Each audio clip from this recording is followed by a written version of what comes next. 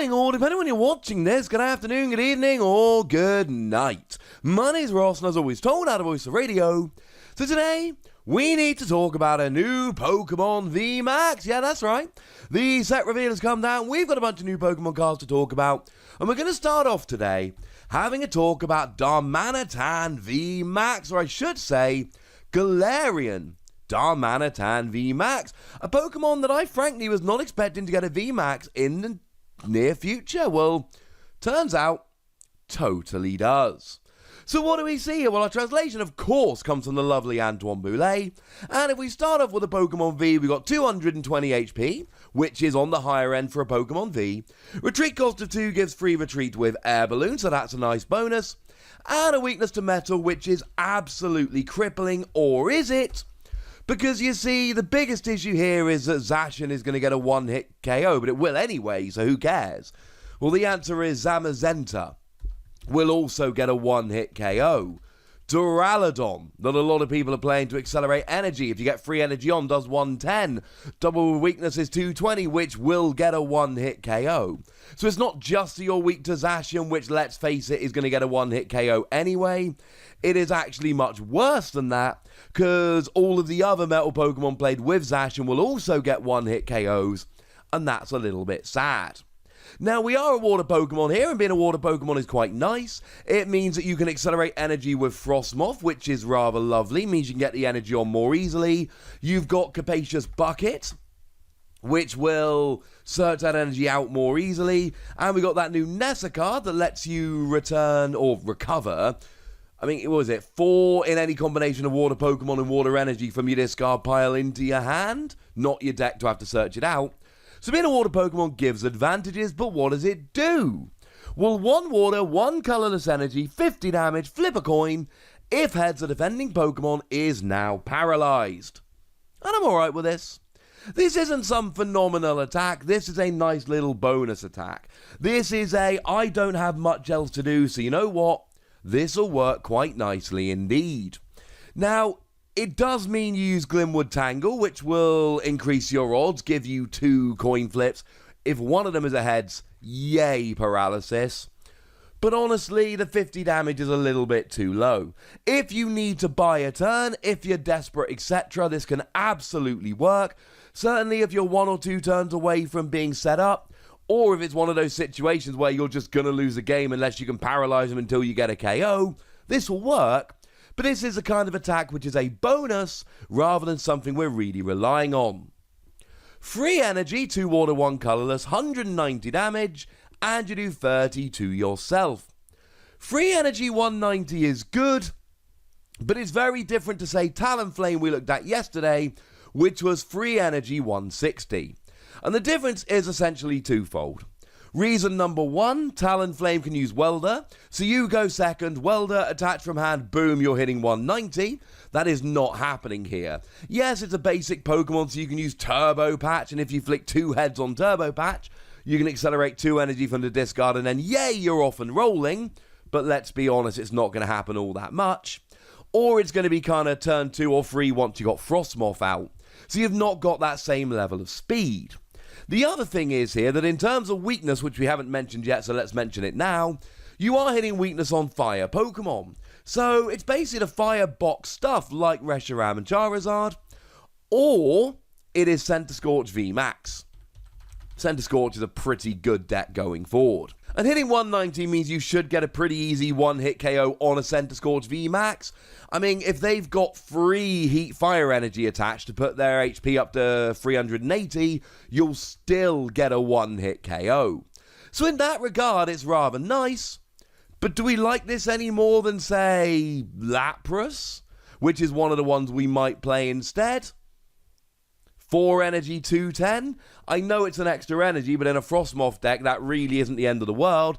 And Lapras gets 2 energy back rather than damaging itself, and you're doing an extra 20 damage. I think a lot of the time, if I'm playing a Frostmoth deck, there's a decent chance I'd rather just have Lapras for this kind of attack.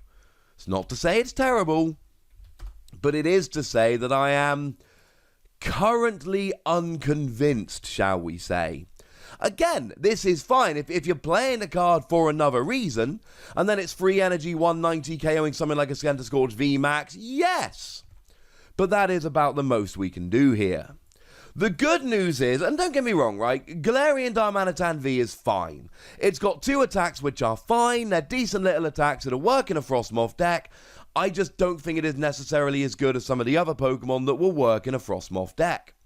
But we have a VMAX, and the VMAX I feel very differently about. You see, we go up to 320 HP, which is not as high as we've seen, but it's still pretty good. We go up to a retreat cost of 3, which does mean we lose a free retreat with Air Balloon. It'll still go down to a retreat cost of 1, but it's no longer free, but it's not high enough to activate buff padding, so boo. And now the weakness of Zacian is an issue. Still weak to metal because it's ice type in the video games, but now Zacian goes from not getting a one-hit KO for free prizes to getting a one-hit KO for free prizes. And that's an issue, if I'm honest with you, ladies and gentlemen. That is something that is going to make a difference in the long run. As we go through the game, this is going to be an issue. And Zacian's huge right now. Zacian ADP might be the best deck in the format. Zacian with Lucario and Melmetal might be the best deck in the format. We got 2 different builds of Zacian, which might be the best deck in the format. With all that borne in mind, this is potentially a little bit of an issue. So that's a little bit sad. And he's still a water Pokemon, so all the water stuff I said still holds true. But there is one attack, and this attack is worth playing over the other Pokemon I've mentioned. 4 water energy, but again, Frostmoth means you shouldn't really be too worried. 200 damage to the active, plus 30 to each of your opponent's benched Pokemon. This I can get on board with. That is a huge amount of damage. If your opponent's got a full bench, you're actually doing 350 damage here. Now, to be fair, that is not all concentrated in one place, etc., etc. Fine, but still, that is, well, frankly, ladies and gentlemen, that is pretty gosh darn tasty. This is nice. Go Galarian Darmanitan. And of course, don't forget we did look at Longview Scope just a couple of days ago, that new Pokemon tool, the one that I said will make a difference. And this is one of those lovely times where it will, in fact, make a difference. Because what we've got here is a tool that means that all of your attacks that hit the bench do 30 more to your opponent's GX and V Pokemon on the bench, including tag teams and VMAXs. So now, yes, you're doing 200 to the active and 30 to each of your opponent's bench single prize Pokemon, but all of those Vs and VMAXs are now actually taking 60 damage, in addition to the 200 you do to the active. This is a free hit KO on stuff like Dedenne or Crobat, each of which give up 2 prizes, although I suppose it is worth bearing in mind that Mew has survived the rotation, and that Mew will block this bench damage. But then again, you can plan for Mew, you can KO it, etc. So, it's sad, but not the end of the world, I think is fair to say. And I like this a lot. It's kind of like Salamence V, except it does 200 to the active. Now, it is also a VMAX, so it's a free prize Pokemon rather than a 2 prize Pokemon. And it is 4 energy, although again, we've got ways around that. So I'm not saying that it's absolutely perfect, but I am saying that this is the kind of attack that we can really get behind and we can absolutely make some hay with. This is the kind of attack where you hit the bench for a little bit, and now all of a sudden everything is in range and you start just knocking out multiple KOs in a row. I really like this attack.